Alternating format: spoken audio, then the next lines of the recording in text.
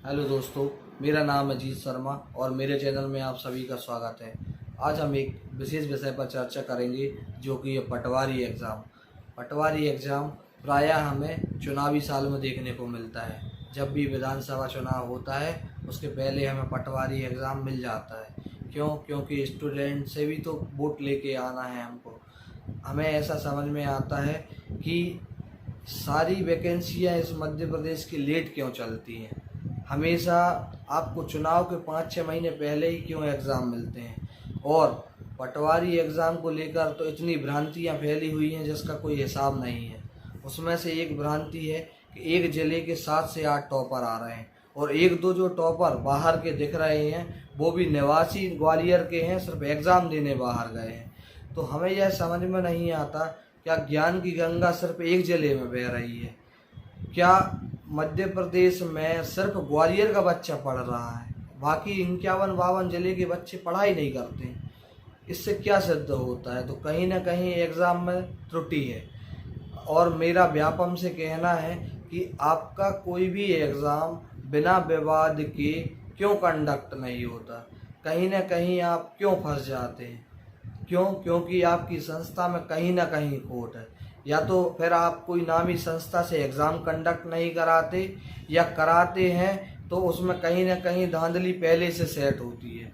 क्योंकि एक ही सेंटर से इतने टॉपर कैसे निकल सकते हैं, आप खुद बताइए। और एक ही ज़िले से टॉपर निकल रहे हैं, तो कहीं ना कहीं एग्ज़ाम में त्रुटि है।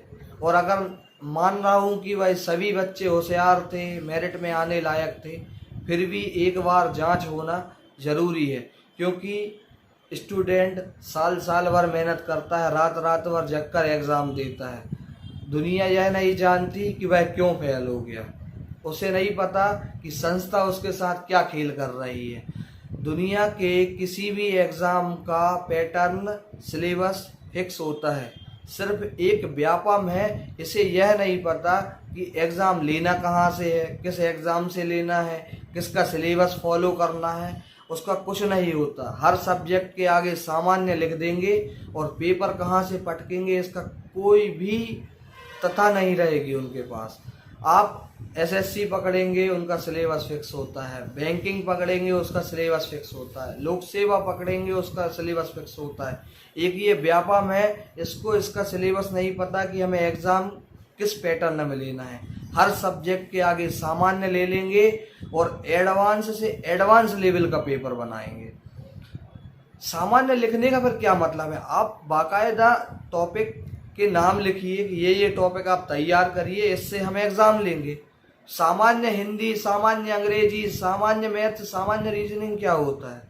और सामान्य अगर होता है तो फिर आप अपने एग्ज़ाम के पेपर निकाल कर क्यों नहीं देखते कि आपने सामान्य लेवल का पेपर दिया है कि एडवांस लेवल का पेपर दिया है।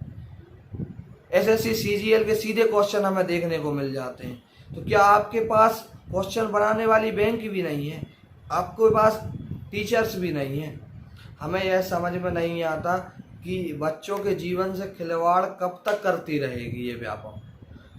और मेरा शिक्षा मंत्री और मुख्यमंत्री जी से कहना है कि पटवारी एग्ज़ाम की त्रुटियों को देखते हुए एक बार उसकी जांच अवश्य कराएं, क्योंकि उसके साथ लाखों स्टूडेंट का भविष्य जुड़ा हुआ होता है और बच्चे साल भर मेहनत करते हैं।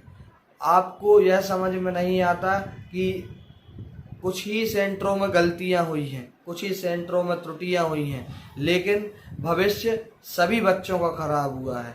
ऐसा बच्चा बाहर हो गया है जो मेरिट में आने लायक था। क्योंकि हमारे एग्ज़ाम का पैटर्न फिक्स नहीं होता है और व्यापम कहीं ना कहीं हर एग्ज़ाम में किसी न किसी घेरे में ज़रूर रहती है। मेरा मुख्यमंत्री जी और शिक्षा मंत्री जी से कहना है कि इस एग्ज़ाम की उच्च स्तरीय जांच कराई जाए या यह एग्ज़ाम फिर से कंडक्ट कराया जाए। धन्यवाद।